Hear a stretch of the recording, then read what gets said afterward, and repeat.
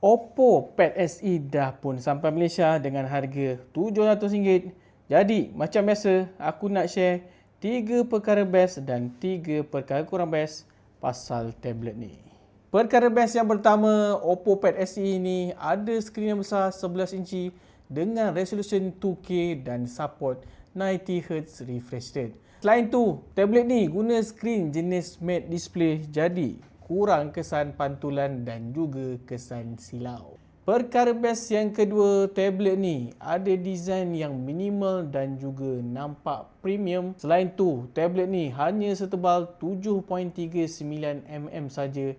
Memang terasa selesa dan nipis bila dipegang. Perkara best yang ketiga, Oppo Pad SE ni ada bateri yang besar 9430mAh yang menyokong pengecasan 33W. Tapi apa yang paling best, kalau korang tak guna tablet ni selama 1 minggu, tablet ni punya bateri mampu bertahan sehingga 2 tahun lebih. Perkara kurang best yang pertama, tablet ni guna chip MediaTek Helio G100 saja. Jadi, dia punya performance mungkin biasa-biasa sahaja.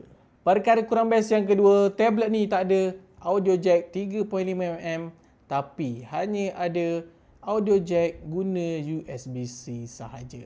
Dan perkara kurang best yang ketiga, Oppo Pad SE ni tak support stylus dan keyboard rasmi dari Oppo.